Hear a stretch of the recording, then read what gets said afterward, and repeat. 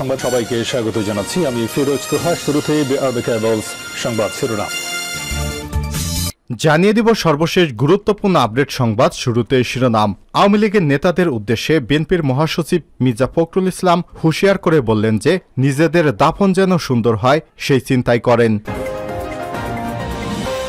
এরপর জানিয়ে দিব দেশ বাঁচাতে হলে খালেদা জিয়াকে মুক্ত করতে হবে বলছেন বিএনপির ভাইস চেয়ারম্যান শামসুজ্জামান দুদু।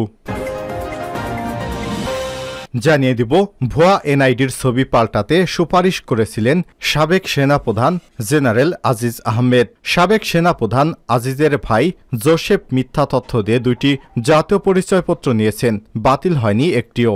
এ বিষয়ে গুরুত্বপূর্ণ প্রতিবেদন থাকবে বন্ধুরা। সম্পূর্ণ সংবাদটি জানতে ভিডিওটি না টেনে দেখতে থাকুন। এবারে জানিয়ে দিব আরও 3 উপজেলায় ভোট স্থগিত।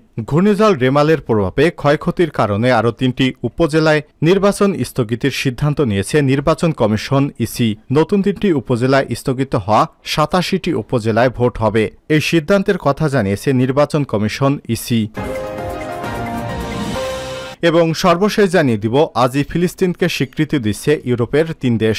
আলহামদুলিল্লাহ, মধ্যপ্রাচ্যে শান্তি প্রতিষ্ঠার জন্য আনুষ্ঠানিকভাবে আজ মঙ্গলবার 28 মে ফিলিস্তিনকে রাষ্ট্র হিসেবে স্বীকৃতি দেবে ইউরোপের আরও 3 দেশ। আজ বিকেলে এই স্বীকৃতি দেবে নরওয়ে, স্পেন এবং আয়ারল্যান্ড। সূত্র আল জাজিরার। প্রিয় দর্শক, এতক্ষণ শুনছিলেন সংবাদ শিরোনাম, এবারে বিস্তারিত।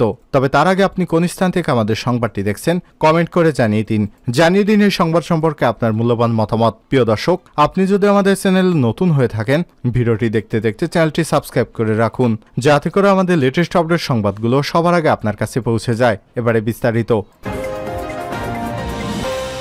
নিজেদের দাফন যেন সুন্দর হয় চিন্তা করেন আওয়ামী লীগ নেতাদের বললেন বিএনপির মহাসচিব মির্জা ফখরুল ইসলাম।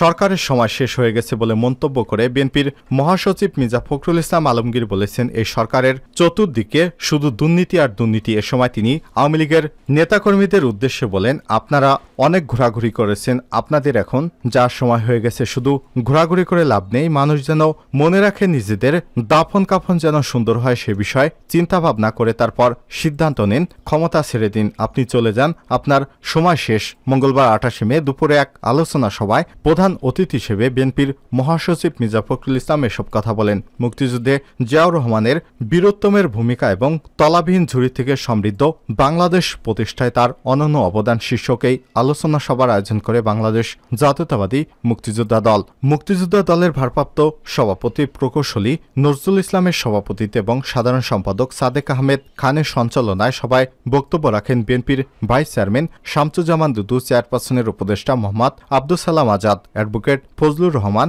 বিএনপির যুগ্ম মহাসচিব মুজিবুর রহমান সারোয়ার, সৈয়দ মোয়াজ্জেম হোসেন আলাল, বিএনপির প্রতিষ্ঠাতা জিয়াউর রহমান বীরোত্তমের 43তম শাহাদাত বার্ষিকী উপলক্ষে আলোচনা সভা অনুষ্ঠিত হয়।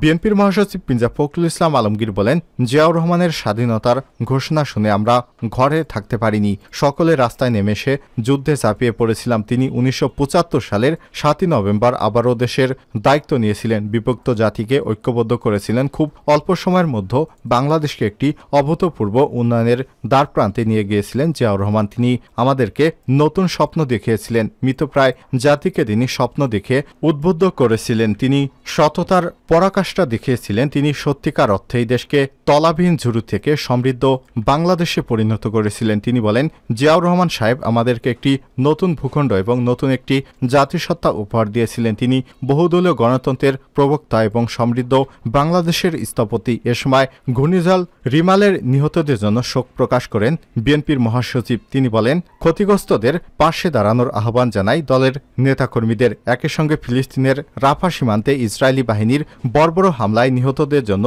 শোক প্রকাশ করেন বিএনপির মহাসচিব। তিনি বলেন, স্বাধীনতার পর এদেশে সাধারণ মানুষের উপর নিপীড়ন নেমে এসেছিল, রক্ষী বাহিনী দিয়ে হত্যা, গুম, নির্যাতন চালানো হয়েছিল, দেশের সকল গণমাধ্যমকে বন্ধ করে দিয়েছিল। কেবল 4টি বাদে 11 মিনিটের মধ্যে দেশের বাকশাল কায়েম করা হয়েছিল শেখ মুজিবুর আমলে। যারা বিরোধিতা করেছিলেন সেদিন প্রায় 30,000 যুবক তরুণকে হত্যা করা হয়েছিল। অথচ আজকে মানুষকে বোকা বানানোর চেষ্টা করা হচ্ছে, অথচ মানুষ কিন্তু সবকিছু জানে এবং বোঝে। মির্জা ফখরুল ইসলাম বলেন, আমাদের লড়াই সংগ্রাম করে টিকে থাকতে হবে, শহীদ জিয়াকে অনুসরণ করতে হবে, তার 19 দফা অনুধাবন করে তারপর সামনে চলতে হবে। আমরা চলমান লড়াইয়ে পরাজিত হলে দেশ নিশ্চিহ্ন হয়ে যাবে। হবে, সুতরাং আমাদেরকে হাল ছাড়লে হবে না, সামনের দিকে এগোতে হবে। এই সরকারের পতন না হওয়া পর্যন্ত আমরা রাজপথে থাকবো ইনশাল্লাহ। মির্জা ফখরুল বলেন, এখন এই সরকারের একটাই লক্ষ্য, সেটা হলো লুট করা। তাদের চামড়া মোটা হয়ে গেছে, কোনো কথা তাদের কানে যাচ্ছে না। আজকে ক্ষমতাকে চিরস্থায়ী করার জন্য এই সরকার ক্ষমতা এসে তত্ত্বাবধায়ক সরকার ব্যবস্থা বাতিল করে দিয়েছে সংবিধান সংশোধনের মাধ্যমে। তিনি বলেন, আজকে জেনারেল আজিজ এবং বেনজির আহমেদ কাদের সৃষ্টি এই সরকারের, সুতরাং সবকিছুর দায়ভার নিয়ে সরকারকে পদত্যাগ করা উচিত। দেশ বাঁচাতে হলে খালেদা জিয়াকে মুক্ত করতে হবে দুদু। বিএনপির ভাইস চেয়ারম্যান শামসুজ্জামান দুদু বলেছেন, দেশ বাঁচাতে হলে বেগম খালেদা জিয়াকে মুক্ত করতে হবে। আমরা যদি তাকে কারাগার থেকে মুক্ত করতে না পারি, তাহলে আমরা দেশকে মুক্ত করতে পারবো না। নেতাকর্মীদের ঐক্যবদ্ধ হওয়ার আহ্বান জানিয়ে বলেন, আসুন আমরা ঐক্যবদ্ধ হই এই জুলুমের বিরুদ্ধে। এদের তক্ত তাওস খান করা ছাড়া কোনো দ্বিতীয় পথ আছে বলে মনে করি না। এজন্য চলমান আন্দোলনকে আরও বেগবান করতে হবে। আজ মঙ্গলবার 28 মে রাজধানীর সেগুন বাগিচায় ঢাকা রিপোর্টার্স ইউনিটিতে জাতীয়তাবাদী মুক্তিযোদ্ধা দলের উদ্যোগে মুক্তিযুদ্ধে জিয়াউর রহমানের বীরুত্তমের ভূমিকা এবং তলাবিহীন ঝুড়ি থেকে সমৃদ্ধ বাংলাদেশ প্রতিষ্ঠায় তার অনন্য অবদান শীর্ষক আলোচনা সভায় দুদু এসব কথা বলেন। ক্ষমতাসীন দলের সংসদ সদস্যদের প্রসঙ্গ টেনে শামসুজ্জামান দুদু বলেন, এরা কোনো এমপি নয়, এরা কেউ ভোটে এমপি হয়নি। এদের অধিকাংশই চোরাকারবারি, লুণ্ঠনকারী, স্বর্ণ চোরাচালানকারী। এদেরকে এমপি বলে ভোটে নির্বাচিত এমপিদেরকে ছোট করা হবে, সংবিধানকে ছোট করা হবে। বিএনপির এই ভাইস চেয়ারম্যান আরও বলেন, আওয়ামী লীগ যখনই ক্ষমতায় এসে তখনই এদেশের গণতন্ত্রকে তছনছ করে দিয়েছে। তারা যখনই ক্ষমতায় গেছে লুটপাট করেছে, তারা যখনই ক্ষমতায় এসেছে তখনই মানুষকে আতঙ্কিত করেছে। তারা যখনই ক্ষমতায় এসেছে এদেরকে স্বাধীনতা সার্বভৌমত্ব বিপন্ন হয়ে গেছে। এ সময় বিএনপির মহাসচিব মির্জা ফখরুল ইসলাম আলমগীর আলোচনা সভায় প্রধান অতিথি হিসেবে ছিলেন। এতে আরও বক্তব্য রাখেন বিএনপির চেয়ারপারসনের উপদেষ্টা আব্দুস সালাম আজাদ, ফজলুর রহমান, যুগ্ম মহাসচিব মুজিবুর রহমান সারোয়ার, সৈয়দ মোয়াজ্জেম হোসেন আলাল, মুক্তিযোদ্ধা দলের সাধারণ সম্পাদক সাদেক খান, সাংগঠনিক সম্পাদক মিয়া মোহাম্মদ আনোয়ার প্রমুখ নেতারা। ভুয়া এনআইডির ছবি পাল্টাতে সুপারিশ করেছিলেন সাবেক সেনাপ্রধান আজিজ আহমেদ। সাবেক সেনাপ্রধানের দুই ভাই জোসেফ মিথ্যা তথ্য দিয়ে দুইটি জাতীয় পরিচয়পত্র নিয়েছেন, বাতিল হয়নি এখনও একটিও। মিথ্যা তথ্য দিয়ে মোহাম্মদ হাসান নামে 2014 সালে জাতীয় পরিচয়পত্র এনআইডি নিয়েছিলেন সাবেক সেনাপ্রধানের এক ভাই হারিস আহমেদ। 2019 সালে তিনি এনআইডিতে নিজের ছবি পরিবর্তন করেন, আর এই ছবি পরিবর্তনের জন্য সুপারিশ করেছিলেন তৎকালীন সেনাপ্রধান জেনারেল অবসরপ্রাপ্ত আজিজ আহমেদ। প্রথম আলো অনুসন্ধানে জানা গেছে, আজিজ আহমেদের আরেক ভাই তুফাইল আহমেদ ওরফে জোসেফ দুইটি এনআইডি নিয়েছেন। এর একটি মিথ্যা তথ্য দিয়ে তানবীর আহমেদ তানজিল নামে, অন্যটি রয়েছে তুফাইল আহমেদ জোসেফ নামে। আইন অনুযায়ী মিথ্যা তথ্য দিয়ে এনআইডি করা এবং একাধিক এনআইডি করা দুইটি শাস্তিযোগ্য অপরাধ। তবে এখন পর্যন্ত আলোচিত এই দুইটি সৌদরের বিরুদ্ধে কোনো ব্যবস্থা নেয়নি নির্বাচন কমিশন, ইসি। দেশের একাধিক থানা ও আদালতের নথিপত্র সাজা মওকুফ চেয়ে জোসেফের জন্য মায়ের করা আবেদন সহ সাজা মওকুফের সরকারি প্রজ্ঞাপন হারিস এবং জোসেফের বাবার নাম আব্দুল ওয়াদুদ এবং মায়ের নাম রেনুজা বেগম। কিন্তু হারিস যে জাতীয় পরিচয়পত্র এবং পাসপোর্ট নিয়েছেন তাতে বাবার নাম সুলাইমান সরকার এবং মায়ের নাম রাহেলা বেগম উল্লেখ করা হয়েছে। 2014 সালের 18 ফেব্রুয়ারি মোহাম্মদ হাসান নামে হারিস আহমেদের জাতীয় পরিচয়পত্র ইস্যু করা হয়। 2019 সালের 5 আগস্ট তিনি এনআইডিতে নিজের ছবি পরিবর্তন করেন। জাতীয় পরিচয়পত্র নিবন্ধনের কাজটি করে থাকে নির্বাচন কমিশন। কমিশনের সংশ্লিষ্ট কর্মকর্তাদের সঙ্গে কথা বলে জানা গেছে, এনআইডির তথ্য সংশোধন বা ছবি পরিবর্তনের সুযোগ আছে।